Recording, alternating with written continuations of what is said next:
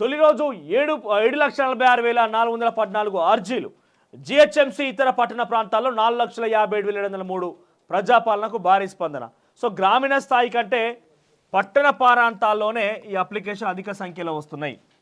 రెట్టింతలు ఇక్కడ 2 లక్షలు వస్తే ఇక్కడ సుమారుగా 4 లక్షలు, అంటే రెట్టింతలు డబల్ వస్తున్నాయి పట్టణ ప్రాంతాల నుంచి అప్లికేషన్లు. సరే, ఇక్కడ విషయం ఏంటంటే అప్లికేషన్ దొరక్క క్షేత్రస్థాయిలో అదే మళ్ళా ఇక్కడ ఎవరికేనంటే క్షేత్రస్థాయిలో చూస్తే ఆధార్ కార్డు, రేషన్ కార్డుకి సంబంధించి అర్హత లేకపోతే భయాందోళనకు గురైపోయి ఎంఆర్ ఆఫీస్ చుట్టూ తిరగడాలు లాంటివి కావచ్చు. అధికారులు ఎవరైనా ఉంటారని పోదామని పోయేసరికి అక్కడ మళ్ళెవరు గరే విలేజ్ సెక్రటరీ, గరే ఆశా వర్కరు, గరే అంగన్వాడీ టీచర్ ఉండి వాళ్ళే అప్లికేషన్ స్వీకరించడం, ఇలాంటి ఘటనలు కోకొల్లుగా ఉన్నటువంటి సిచ్యువేషన్లో గందరగోళ వాతావరణం నెలకొన్నది. గ్రామ స్థాయిలో చూస్తే కనుక 12,000 గ్రామాలు, తెలంగాణ రాష్ట్రంలో 12,769 గ్రామ పంచాయతీలు ఉంటే ఆ గ్రామ పంచాయతీల్లో ఇంకెన్ని అప్లికేషన్లు వచ్చే అవకాశం ఉన్నది. సో దయచేసి అధికారుల సంఖ్య బృందాలుగా పెంచాల్సిన అవసరం ఉన్నది. ఈ టైంలో కూడా ప్రజలు ఒకటి గమనించాల్సింది ఏంటంటే ఉదయం 8 గంటల నుంచి 12 గంటల వరకు మాత్రమే నిర్దేశిత టైం అని చెప్పి రాష్ట్ర ప్రభుత్వం చెప్పింది. కానీ ఈ కేవలం అక్కడ ఉన్న వారికి మాత్రమే అధికారులు వచ్చి విజ్ఞప్తులు ఇవ్వచ్చు. కానీ ఆ తర్వాత మీరు పెట్టేటువంటి అప్లికేషన్ ఏదైతే ఉందో అప్లికేషన్ని ఈ వారం రోజుల పాటుగా నిన్నటి నుంచి మొదలుకుంటే జనవరి 6 తారీఖు దాకా అక్కడ క్షేత్రస్థాయిలో మీ విలేజ్ అధికారికి కానీ, మీ విఏఓకి కానీ, లేకుంటే స్థానికంగా ఉండే విఆర్ఓ, గతంలో విఆర్ఓగా పనిచేసిన వ్యక్తులకు కానీ, ప్రభుత్వ అధికారికి ఎవరికి ఇచ్చినా, ఎంఆర్ ఆఫీసులో పనిచేసే వారికి ఎవరికి ఇచ్చినా కూడా అప్లికేషన్ తీసుకొని ఆ రసీదు మీరు తీసుకునే అవకాశం ఉంటుంది. సో ఇక రేషన్ కార్డుల గురించి పెద్ద ఎత్తున ఆందోళన వ్యక్తమవుతున్న నేపథ్యంలో ఈ రోజు నుంచి నిన్న మనకు చూస్తే కనుక అధిక సంఖ్యలో రేషన్ కార్డుల అప్లికేషన్లు వచ్చినాయట. 90 లక్షల కుటుంబాలు ఇప్పటికే రేషన్ కార్డు కోసం దరఖాస్తు చేసుకుని ఆల్రెడీ మీ సేవ సెంటర్లో ఉన్నాయి. మరికొంత కూడా పెరిగే అవకాశం ఉన్న నేపథ్యంలో రేషన్ కార్డు కోసం దరఖాస్తులు అత్యధిక సంఖ్యలో వస్తున్న నేపథ్యంలో ప్రత్యేక ఫారంను కూడా రేషన్ కార్డు కోసం పెట్టాలని చెప్పి రాష్ట్ర ప్రభుత్వం ఆలోచిస్తుందట.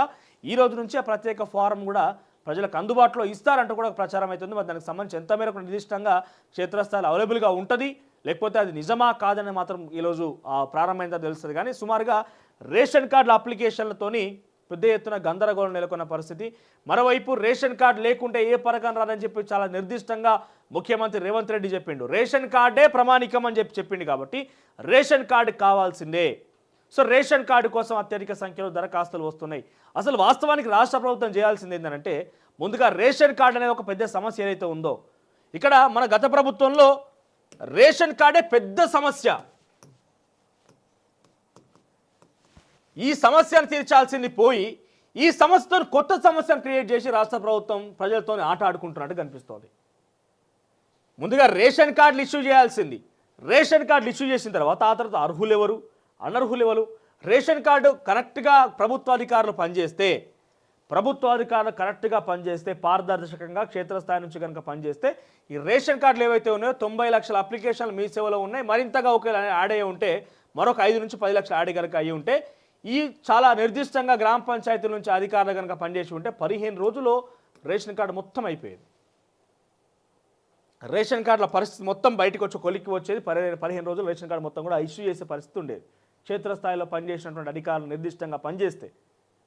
ఇప్పుడు ఏమవుతున్నది, రేషన్ కార్డు లేవు, అప్లికేషన్లు పెట్టాలి, దానికి ఒక ప్రణాళికాబద్ధంగా ఒక నిర్దిష్టమైన మార్గదర్శకాలు లేవు. అంటే ఇంత అయితేనే ఇస్తాం, ఇదిగో 25,000 రూపాయలు రావాలంటే ఇది ఎలిజిబిలిటీ క్రైటీరియా, లేకపోతే ఇందిరమ్మ ఇల్లు రావాలంటే ఇది ఎలిజిబిలిటీ క్రైటీరియా, ఉద్యమకారులకు ఇంటిగజన్ రావాలంటే ఇది ఎలిజిబిలిటీ క్రైటీరియా అని చెప్పి ఒక నిర్దిష్టమైన మార్గదర్శకత కూడా లేవు.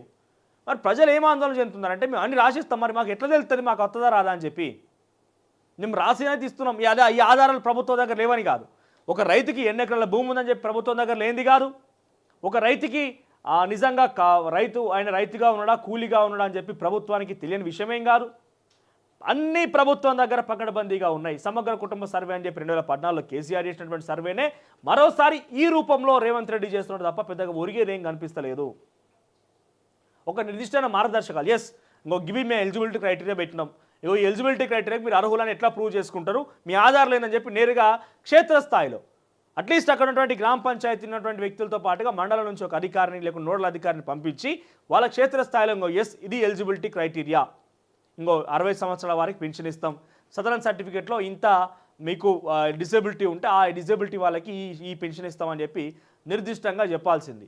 ఏం చెప్పకుండా అప్లికేషన్ ఫామ్ ఇచ్చినాం, రాయిర్ని మా మొక్కన వాడేయరు అని చెప్పి రాష్ట్ర ప్రభుత్వం చెప్పడంతో ఏమవుతుందంటే ఇబ్బంది తలెత్తుతున్నది. ఏమైతే మాకు పథకాలు వస్తాయో రాబో అని చెప్పి ఆందోళన వ్యక్తమవుతున్నది. ఇక రేషన్ కార్డు లేకుండా మేము ఇప్పిస్తామని చెప్పి పైరవికారులు తయారైపోయారు ఆల్రెడీ. ఒక్కొక్క అప్లికేషన్ ఫామ్ని 100 రూపాయలకు చొప్పున వాళ్ళు విక్రయం చేస్తున్నారంటే, అమ్ముతున్నారంటే ఇక ఏ స్థాయిలో దీనికి సంబంధించి ఇక పైరవిదారులు పెరిగే అవకాశం ఉన్నదో గమనించాలి. రేషన్ కార్డు ఇప్పిస్తారా అని చెప్పి, ఆధార్ కార్డు ఇప్పిస్తారా అని చెప్పి పైరవిదారులు తయారవుతారు. తస్మా జాగ్రత్త, పైరవీలకు పోవద్దు. సో ప్రభుత్వం కూడా కొంచెం ఆలోచన చేసి దీని గురించి ఎట్లా పరిష్కరిస్తే బాగుంటుందో ఆలోచన చేయాలి. లేకపోతే ఈ సమస్య పెద్ద ఎత్తున ఒక ఉధృతంగా మారే అవకాశం కూడా ఉంటుంది. ఎందుకంటే ఇన్ని లక్షల అప్లికేషన్లు వస్తున్నాయి కేవలం ఒక్క రోజే అని అంటే, ఇక ఈ సుమారుగా ఈ కొనసాగిన కొద్ది యావరేజ్గా ఈ 10 రోజుల పాటుగా సేమ్ వేసుకున్నా కూడా సుమారుగా 1 కోటి అప్లికేషన్లు వచ్చే అవకాశం ఉంటుంది. 1 కోటి అప్లికేషన్లు వచ్చే అవకాశం ఉంటుంది.